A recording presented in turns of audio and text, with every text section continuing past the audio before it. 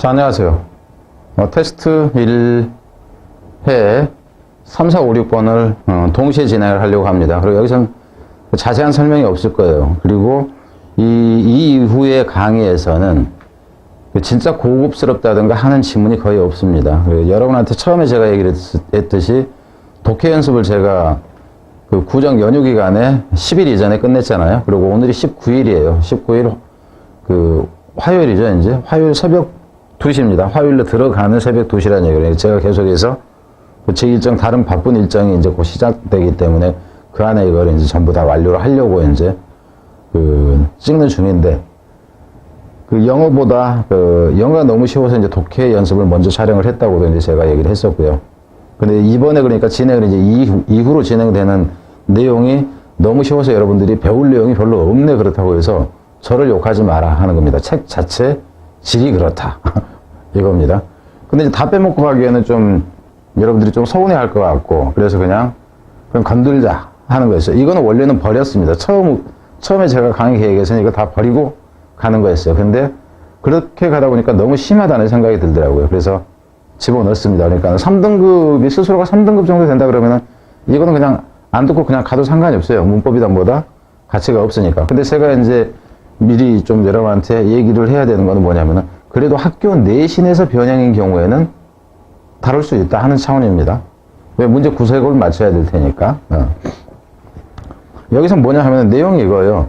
애들의 커머셜이, 그러니까 아동용 그 상업 광고를 얘기를 하는 거죠. 광고가 어떻게 보이냐면 아주 너무 단순해 보인다 하는 거예요. 너무 다 애들 광고 내용은 뭐 저렇게 광고 내용이 단순해? 말 몇 마디밖에 없네라든가 이런 거. 그래, 애들 그 광고에서는 그게 이제 어떤 것이냐면은 이 단순함이라는 것이 필수적인 것인데, 그러니까 간단해야 된다 하는 거죠. 해야 하는데 이제 왜 그러냐 하면은 이 너무 많은, 그죠? 특정한 세부사항을 생략을 해버리면은, 그죠? 특정한 세부사항을 생략을 해버리면 이게 의도적으로 좀 정직하지 못한 것처럼 보이고, 그죠? 너무 생략하면은 얘 새끼들 사기치나 보는데, 그리고 이제 너무 많은 것을, 내용을, 세부사항을 포함을 하면은 애들 입장에서 참 뭔가 좀 어색한데, 혼동스러운데, 이렇게 된다 하는 거예요. 애들 광고에서는. 그게 결국 이제 애들 광고를 쓰는 게 어떤 거냐 하면은 참 어렵고 당혹스럽게 하는 것이다 이겁니다. 그럼 여기서 다른 게 없으니까는 어차피 제가 이제 그냥 건너간다 하는 것은 여러분이 원래 문제를 풀었을 때 변형된다 해봤자 다른 걸로 변형될 가치가 없다 하는 거예요. 무슨 말인지 되죠? 근데 뭐 이런 걸 가지고 단어 문제를 낸다? 이건 또 아니에요. 어휘 문제는 다른 데서 더 좋은 게 많기 때문에 그렇다 하는 겁니다. 그래서 원래도 이거 그냥 건너가려고 했는데 서운할까 봐서 그냥 건든 거다 하는 겁니다. 뒤로 갑니다. 이제 4번이 요지예요, 요지. 요지인데 여기서 내용은 뭐냐면은 그냥 이분 한번 봐봅시다. 이건 다른 거 아니에요. 그냥 제가 보기 그래서 그냥 간단하게 얘기하기 위해서 색깔을 좀 넣어놓은 거고, 성공이라는 것이 기쁨을 더해준다 이렇게 됐죠. 성공의 기쁨을 더해준다 이랬어.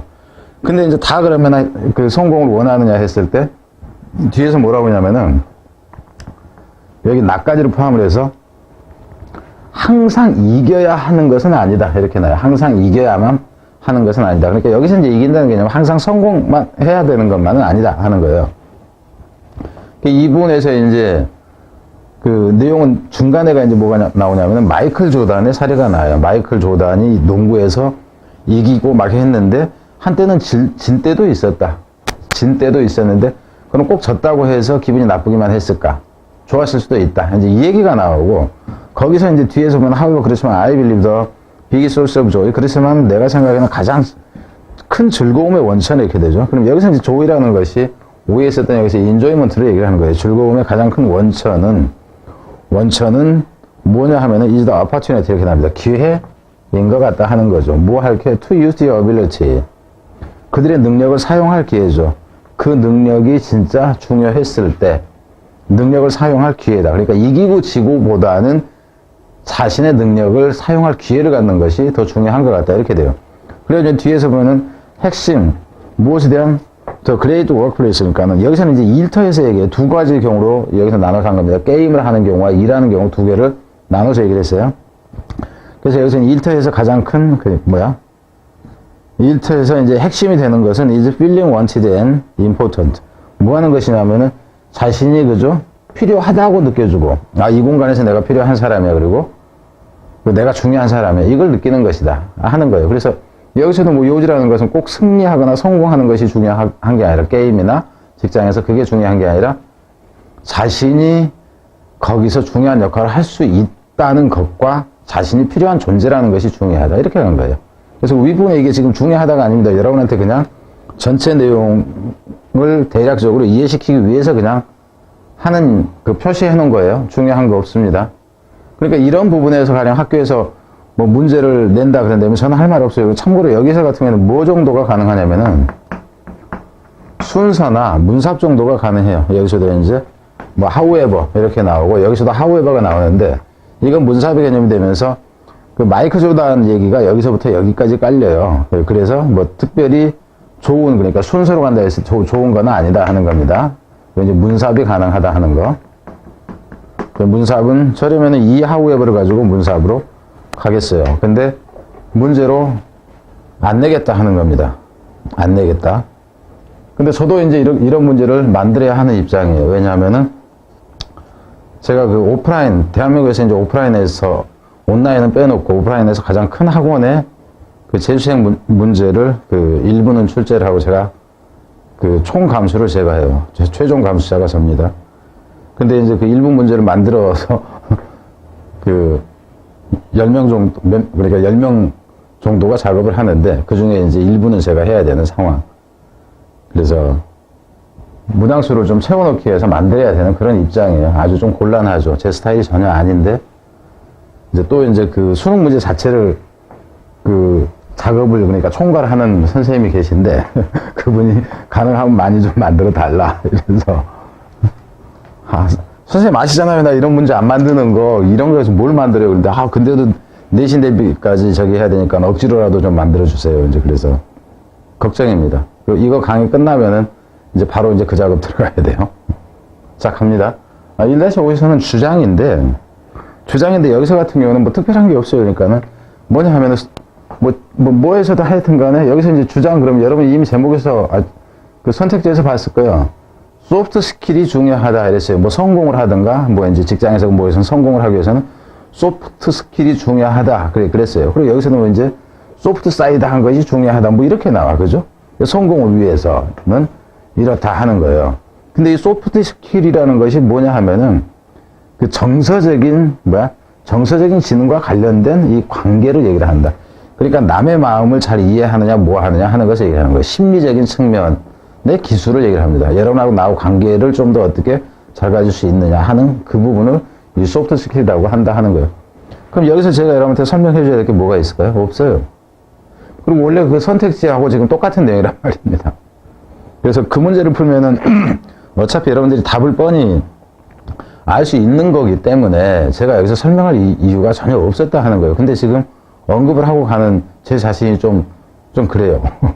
내가 이러려고 대통령을 했나 자괴감이 듭니다 하는 이제 이 상황입니다. 제가 그 6번도 이제 제목인데 여기서도 그냥 간단하게 이렇게 해놨어요.